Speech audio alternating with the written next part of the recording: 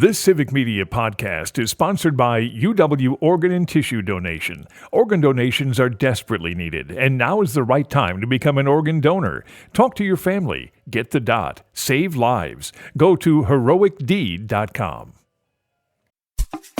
This is your WXCO Daily News Roundup for Bull Falls Radio, 98.9 FM and 1230 AM in Wausau.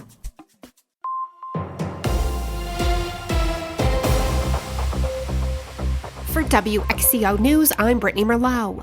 Wisconsin is joining a lawsuit challenging one of President Trump's many new executive orders, specifically the one that says the federal government will not recognize children born in America to parents who are here illegally as citizens. Savannah Tomei-Olsen reports. President Donald Trump signed a flurry of executive orders on his first day in office, many of them focused on immigration. One of them says the federal government will no longer consider kids born on American soil citizens if their parents are here illegally. That order stands contrary to the 14th Amendment to the U.S. Constitution, which was ratified in 1868 after the Civil War. It says all people born or naturalized in the U.S. are citizens. Now 20 states are filing a lawsuit in U.S. District Court in Massachusetts.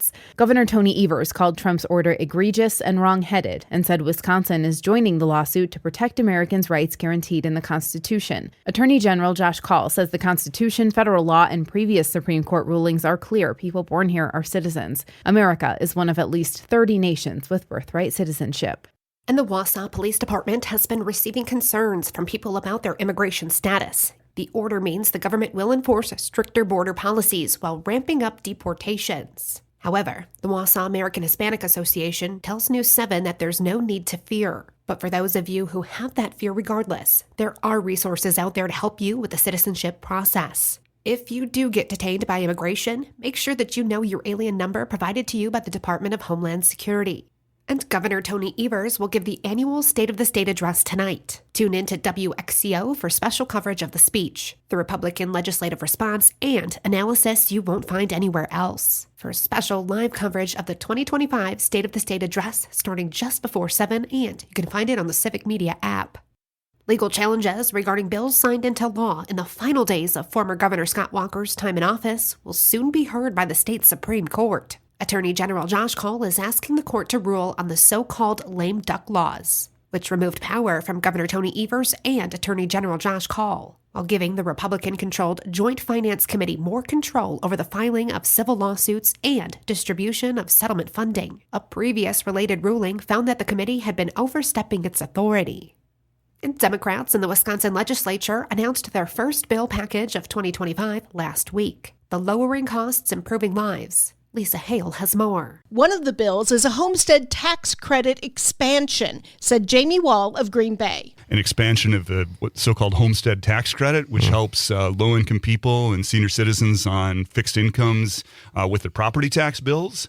So that's something that very directly helps people who are, struggling to make ends meet. And the expansion would allow people making up to $35,000 a year to take advantage of the credit. Wall made his comments on Civic Media's Rational Revolution with Mark Becker. Find it at civicmedia.us.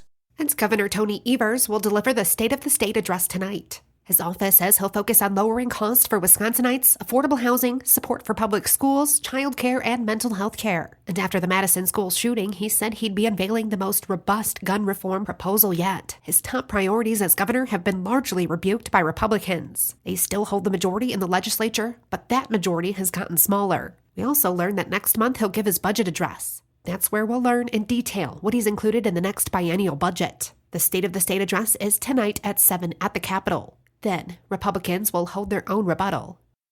Wisconsin residents will have an easier way to file their state taxes for free this year. The Wisconsin Department of Revenue says we'll be able to use the IRS direct file system for their state taxes after integrating the program with WXCO, state tax return platform. Taxpayers will be able to use the software to automatically import their W-2 and 1099s. The individual tax filing season will begin on January 27th, and residents can check their eligibility and register through the system on the IRS Direct File website.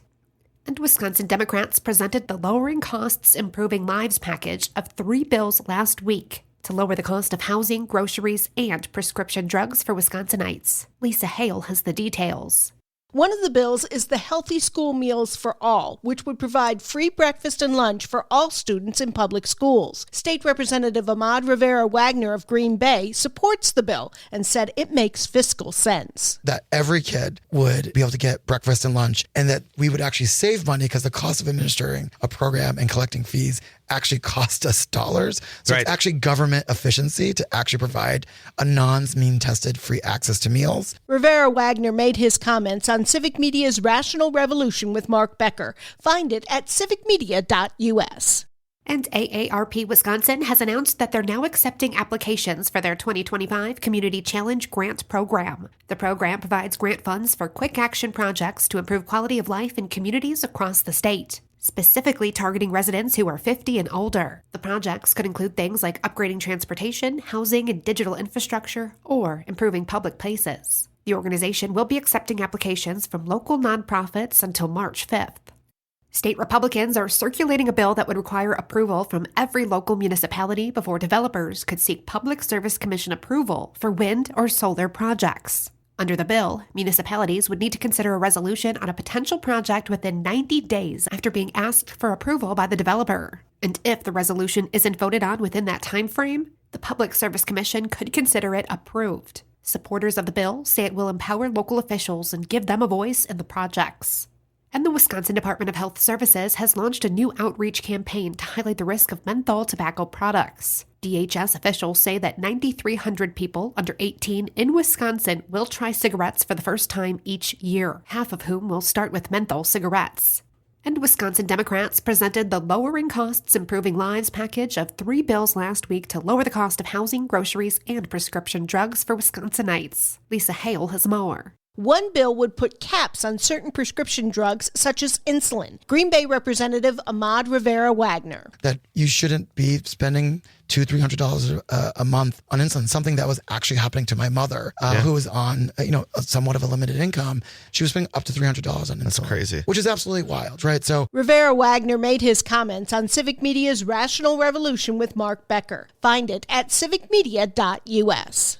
And Marathon County's 9 Mile County Forest contributed $3.3 million to the local economy. The Wisconsin Office of Outdoor Recreation released reports from the Do-It-Yourself Economic Impact Report program. This pilot program helps identify the local values of outdoor rec, and 5 outdoor recreation areas participated across the state. Together, they contributed a total of $27.3 million in recreation value. I'm Brittany Merlot for WXCO.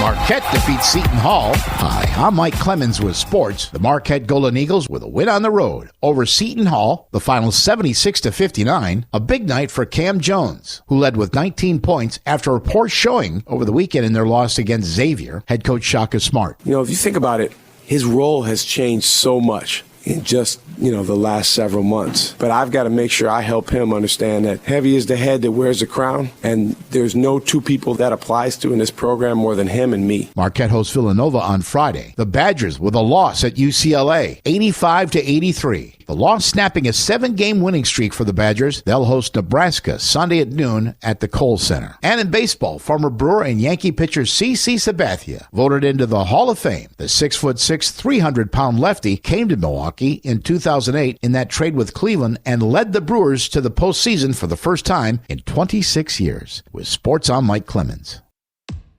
On your entertainment beat, I'm Pete Schwaba. Cameron Diaz would love to be in the sequel of The Mask, but there is a condition. The Something About Mary actress who starred in the first Mask as Tina Carlisle in 1994 said she would absolutely love to do another installment, but only if Jim Carrey is involved. In the film, Carrey played a banker who develops magical powers when he puts on a mask that makes him an ornery cuss. Carrey says he is open to another chapter of the franchise if the circumstances are right. Translation, show him the do-re-mi. If you're looking for a trip down memory lane, you might want to revisit David Lynch's foray into network television, 1992's Twin Peaks. Inspired by David Lynch's passing last week, I got the urge to check it out, and it does not disappoint. It's beautifully shot, as is all of Lynch's work, has great music, and it's got incredible acting by a phenomenal cast. It might seem a bit dated, but the story holds up. No spoilers, as casual fans might have forgotten who killed Laura Palmer. Beatles and or John Lennon fans will be interested to know that a new documentary about John and Yoko is coming this spring. Magnolia Pictures has announced that 1-to-1, John and Yoko will get an IMAX release April 11th. The film covers an 18-month period of John and Yoko's time in Greenwich Village in the early 1970s and features restored, never-before-seen footage. 1-to-1 will drop on Max for us streamers in late May of this year. Imagine not getting a role in a movie that is not live action and has no real humans because the producers tell you look like a Smurf. That is what happened to actor Josh Gad. Gad was up for a role in Avatar in 2009, but was told director James Cameron didn't think he had the right body type. Apparently, Gad has such a strange body they couldn't even change it with CGI like they did every other actor. For more insights, check out Gad's new book, In Gad We Trust. Award shows seem to always have issues finding hosts. Not so for the Grammys, who welcomed Trevor Noah back to MC the festivities this year, which will be his 5th consecutive. Variety reports that the Emmy-winning comedian will also be a producer on this year's show. The 67th Grammy Awards ceremony will take place February 2 at the Crypto.com Arena in Los Angeles. Speaking of hosts, Conan O'Brien is set to host the Oscars, but these days announcing hosts of the nominating ceremony has even become a big deal. Academy Award nominations will be announced Thursday, January 23. This year, hosting the announcements will be comedians Bowen Yang and Rachel Sennett. If you want to watch the event live, you'll have to set your alarm as the announcements take place at 7:30 a.m. The actual Oscar ceremonies are March 2nd. For more showbiz fun, tune into Nightlight with me, Pete Schwaba, weeknights from 6 to 8 p.m. on the Civic Media Radio Network. It is going to be mostly cloudy, but warmer today. Our high in the mid-20s this afternoon, with the wind out of the south becoming west at around 5 to 15. Tonight, we're going to drop back down to around 0 for an overnight low. Tomorrow, sunshine in the low teens by Friday. Mostly cloudy with a high near 20. I'm meteorologist Sean Cable. Temperature now 6. That's your WXCO Daily News Roundup from Civic Media. Subscribe to this podcast on Spotify, Apple, or wherever you find your podcasts. Find more news at bullfallsradio.com. The national news cycle never stops, but it can be hard to find news about your local community. Civic Media is dedicated to providing quality local and state news coverage across Wisconsin. With the Civic Media app, you can get notifications about local stories that matter to you and your community. Find the free Civic Media app in your phone's app store and choose notifications from the menu to tell us what kind of news you want to hear about.